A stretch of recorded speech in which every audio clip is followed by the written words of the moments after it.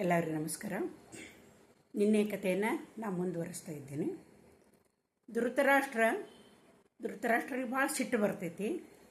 ಈ ಗಾಂಧಾರಿಯನ್ನು ಮೋಸ ಮಾಡಿ ನನಗೆ ಕಟ್ಟಿದ್ದಾರೆ ಅಂತಂದು ಹೇಳಿ ಅವನೇನು ಮಾಡ್ತಾನ ಅಂತಂದ್ರೆ, ಉಪಾಯದಿಂದ ತನ್ನ ಮಾವ ಹಾಗೂ ಅವನ 99 ಮಕ್ಕಳು, ಅವನ ಹೆಂಡತಿ ಎಲ್ಲರನ್ನೂ ಕರೆಸ್ತಾನೆ ಒಂದು ಉತ್ಸವ ಅಂತಂದು ಹೇಳಿ. ಅವರೆಲ್ಲರೂ ಸಂತೋಷದಿಂದ ಬರ್ತಾರೆ ಹಸ್ತಿನಾಪುರಕ್ಕೆ. ಬಂದ ಕೂಡಲೇ ಅವ ಏನು ಮಾಡ್ತಾನಂದ್ರೆ, ಅವರೆಲ್ಲರನ್ನೂ ಒಂದು ಸೆರೆಮನೆಗೆ ತಳ್ಳಿಬಿಡ್ತಾನೆ. ಶಕುನಿಯನ್ನು ಹಿಡ್ಕೊಂಡು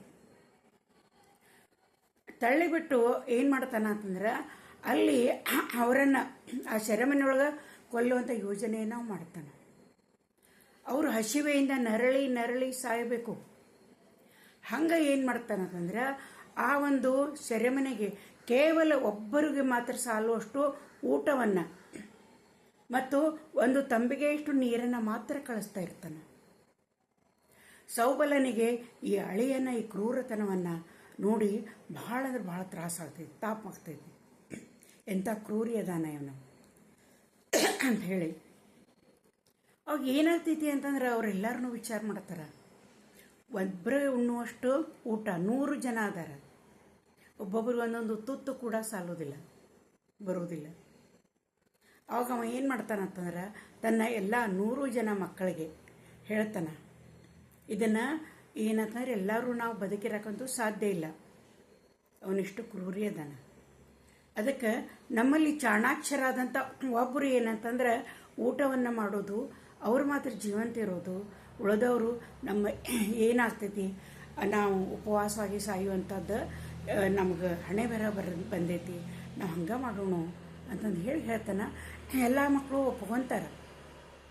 ಆವಾಗ ಅವನಿಗೆ ಏನಾಗ್ತೈತಿ ಅಂತಂದ್ರೆ, ಈ 100 ಜನರಲ್ಲಿ ಎಲ್ಲರಿಗೂ ಬದುಕುವ ಆಸೆ ಇರುವುದನ್ನ ಅಲ್ಲ, ಈ ಎಲ್ಲರಿಗಿಂತ ಚಾಣಾಕ್ಷ ಶಕುನಿ ಇರ್ತಾನೆ. ಬಹಳ ಚಾಣಾಕ್ಷ ಇರ್ತಾನೆ ಅವನು, ಮೊದಲಿಂದನೂ ಬಹಳ ಚತುರ ಚಾಣಾಕ್ಷ. ಅದಕ್ಕೆ ಅವ ಏನು ಮಾಡ್ತಾನಂತಂದ್ರೆ, ಉಳಿದವ್ರಿಗೆ ಕೆಟ್ಟ ಅನಿಸ್ಬಾರ್ದಲ್ಲ ಅಂತಂದು ಹೇಳಿ ಏನು ಮಾಡ್ತಾನೆ, ಆ ಸೆರೆಮನೆಯೊಳಗೆ ಅಗದಿ ಮಬ್ಬು ಮಸುಕಾದಂಥ ಬೆಳಕಿರ್ತೈತಿ. ಆ ಸೆರೆಮನೆಯೊಳಗೆಲ್ಲ ಸ್ವಲ್ಪ ಗಮನಿಸ್ತಾನೆ. ಅಲ್ಲೇ ಕೆಲವು ಇರುವೆಗಳು ಅಡ್ಡಾಡ್ತಾ ಇರ್ತಾವೆ. ಆಮೇಲೆ ಒಂದು ಕಡೆ ಒಂದು ಎಲುವಿನ ಸಣ್ಣ ಚೂರು ಬಿದ್ದಿರ್ತೈತಿ. ಅವ ಏನು ಮಾಡ್ತಾನಂದ್ರೆ, ಆ ಎಲುವಿನ ಸಣ್ಣ ಚೂರು ಒಂದು ರಂಧ್ರ ಇರ್ತೈತಿ ಸಣ್ಣದು. ಆ ರಂಧ್ರದ ಹತ್ತಿರ ಆ ಎಲುವಿನ ಚೂರನ್ನು ಇಡ್ತಾನೆ. ಇಟ್ಟು ಏನು ಮಾಡ್ತಾನಂತಂದ್ರೆ, ಇಲ್ಲಿ ಒಂದು ಸ್ವಲ್ಪ ಇರುವೆಗಳದಾವ, ಇಲ್ಲಿ ಎಲುವಿನ ಚೂರು ಐತಿ, ಈ ರಂಧ್ರದೊಳಗೆ ಹಾಸಿ ಎಲುವಿನ ಚೂರು ಹೊರಗೆ ಹೋಗ್ಬೇಕು. ಹಂಗೆ ಯಾರು ಮಾಡ್ತೀರಿ ಅಂತ ಕೇಳ್ತಾನೆ. ಉಳಿದವ್ರಿಗೆ ಉಪಾಯ ಹೊಳೆಯೋದಿಲ್ಲ. ಅವಾಗ ಶಕುನಿ ಏನು ಮಾಡ್ತಾನಂತಂದ್ರೆ, ಅವ್ರೇನು ಊಟವನ್ನು ಕಳಿಸ್ತಿರ್ತಾರಲ್ಲ, ಅದ್ರೊಳಗೆ ಸ್ವಲ್ಪ ಅನ್ನವನ್ನು ತೊಗೋತಾನೆ. ತೊಗೊಂಡು ಆ ಇರುವೆಗಳಿದ್ದಲ್ಲೇ ಅಲ್ಲಿ ಹಾಕಿ ಒಂದೊಂದು ಅಗಳಗಳನ್ನ ಹಾಕುವಂತ ಬಂದು ಆ ಎಲುವಿನ ಎಲುವು ಏನಿರ್ತೈತಲ್ಲ ಚೂರು, ಅಲ್ಲಿ ತನಾನು ಹಾಕ್ತಾನೆ. ಅದನ್ನು ಆ ರಂಧ್ರದ ಕಡೆ ಇಡ್ತಾನೆ. ರಂಧ್ರದ ಹತ್ತಿರ ಎಲುವಿನ ಚೂರನ್ನಿಟ್ಟು ಅಗಳನ್ನು ಇರುವೆಯಿಂದ ಅಲ್ಲಿವರೆಗೆ ಉದುರಿಸ್ಕೊಂತ ಬರ್ತಾನೆ. ಆ ನಂತರ ಸ್ವಲ್ಪ ಹೊತ್ತಾದ್ಮೇಲೆ ನೋಡ್ತಾರಲ್ಲ, ಆ ಅನ್ನದಗಳು ಇರೋದಿಲ್ಲ, ಎಲುವಿನ ಚೂರುಗಳು ಇರೋದಿಲ್ಲ. ಆ ಇರುವೆಗಳು ಆ ರಂಧ್ರದ ಮೂಲಕ ಎಲ್ಲನೂ ತೊಗೊಂಡೋಗ್ಬಿಟ್ಟಿರ್ತಾವೆ. ಆವಾಗ ಅವ ಹೇಳ್ತಾನೆ, ನೋಡ್ರಿ, ನೀವ್ಯಾರೂ ತಯಾರಾಗಲಿಲ್ಲ, ಶಕುನಿ ತಯಾರಾದ. ಒಬ್ಬನನ್ನು ನಾವು ಬದುಕಿಸೋನು, ಅವನು ಈ ಎಲ್ಲ ಸೇಡನ್ನು ನಾವು ತೀರಿಸ್ಕೋಬೇಕು ಅಂತಂದು ಹೇಳಿ ಏನಂತಂದ್ರೆ, ಅವ ಪ್ರತಿಜ್ಞೆಯನ್ನು ಮಾಡ್ತಾನೆ. ತಂದೆ ಸೌಬಲ ರಾಜ ಎಲ್ಲರೂ ಒಪ್ಕೋತಾರೆ. ಕೇವಲ ಶಕುನಿ ಮಾತ್ರ ಪ್ರತಿದಿನ ಅವರು ಕೊಟ್ಟಂಥ ಊಟವನ್ನು ಉಣ್ತಿರ್ತಾನೆ. ಗುಟುಗು ನೀರನ್ನು ಕುಡಿದು ಬದುಕ್ತಾ ಇರ್ತಾನೆ. ಉಳಿದವ್ರು ಎಷ್ಟು ದಿನ ಉಪವಾಸ ಇರ್ತಾರೆ? ಅನ್ನನೂ ಇಲ್ಲ ಹೊಟ್ಟೆಗೆ, ಕುಡಿಯೋಕೆ ನೀರು ಕೂಡ ಇಲ್ಲ. ಅಂತಾದ ಕೆಲವು ದಿನಗಳಾದ್ಮೇಲೆ ಒಬ್ಬೊಬ್ಬರು ಮರಣವನ್ನು ಹೊಂದುತ್ತಾ ಇರ್ತಾರೆ. ಶಕುನಿಯ ಕಣ್ಣ ಮುಂದೆ, ಅವನ ತಂದೆಯ ಮುಂದೆ ಒಬ್ಬೊಬ್ಬರೇ ಮಕ್ಕಳು ಮರಣವನ್ನು ಹೊಂದಕ್ಕೆ ಶುರು ಮಾಡ್ತಾರೆ. ಅವರ ಅಂತ್ಯ ಸಂಸ್ಕಾರವನ್ನು ಕೂಡ ಮಾಡಿಸ್ಕೊಡೋದಿಲ್ಲ ಧೃತರಾಷ್ಟ್ರ. ಆ ಅರಮನೆಯೊಳಗಿನ ಶವಗಳು ಬೀಳ್ತಾ ಇರ್ತಾವೆ, ಒಬ್ಬೊಬ್ಬರ ಸತ್ತು ಬೀಳ್ತಾ ಇರ್ತಾವೆ. ಕೆಲವು ದಿನ ಆದ್ಮೇಲೆ ದುರ್ನಾಥ ಹೊಡಿತಾ ಇರ್ತೈತಿ.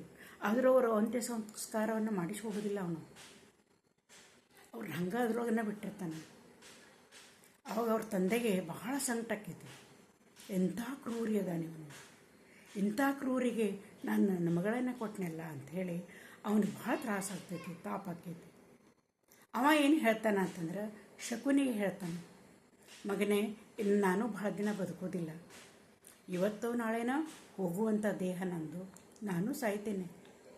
ಆದರೆ ನೀನು ನಮ್ಮನ್ನು ಮೋಸದಿಂದ ಇಲ್ಲಿ ಕೂಡಿ ಹಾಕಿ ನಮ್ಮನ್ನು ಕೊಲ್ಲಾಕತ್ತಾರಲ್ಲ, ನನ್ನ ಕಣ್ಣು ಮುಂದೆ ನನ್ನ ಎಲ್ಲ ಮಕ್ಕಳು ಸಾಯಕತ್ತಾರ, ಇನ್ನು ಕೆಲವು ದಿನಕ್ಕೆ ನಾನು ಸಾಯ್ತೇನೆ, ಇದರ ಸೇಡನ್ನು ನೀ ತೀರಿಸ್ಕೋಬೇಕು.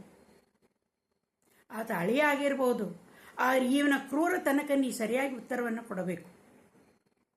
ನನ್ನ ಕಣ್ಣು ಮುಂದೆ ನನ್ನ 100 ಮಕ್ಕಳು, ಅದರ 99 ಮಕ್ಕಳು ಸತ್ತಾರ, ನನ್ನ ಹೆಂಡತಿ ಸತ್ತಾಳ, ಎಲ್ಲರೂ ಹೆಂಗೆ ಸಾಯಕತ್ತಾರ, ಹಂಗೆ ಧೃತರಾಷ್ಟ್ರನ ಮಕ್ಕಳು ಕೂಡ ಸಾಯಬೇಕು, ಅವನ ಕಣ್ಣೆದುರಿಗೆ ಸಾಯಬೇಕು ಅಂತಂದು ಹೇಳಿ ಅವನಿಂದ ಏನಂತಂದ್ರೆ ನೀನು ಈ ಸೇಡನ್ನು ತೀರಿಸ್ಕೋಬೇಕು ಅಂತಂದು ಹೇಳಿ ಈ ಶಕುನಿಯಿಂದ ಮಾತು ತಗೊತಾನೆ. ಮಾತನ್ನು ತಗೊಂಡು ಏನು ಮಾಡ್ತಾನಂತಾರೆ, ಅವನ ಒಂದು ಕಾಲಿಗೆ, ಬಲಗಾಲಿಗೆ ಜೋರಾಗಿ ಏಟನ್ನು ಹೊಡಿತಾನ, ತುಳಿದು ಆ ಕಾಲನ್ನು ಮುರಿತಾನ.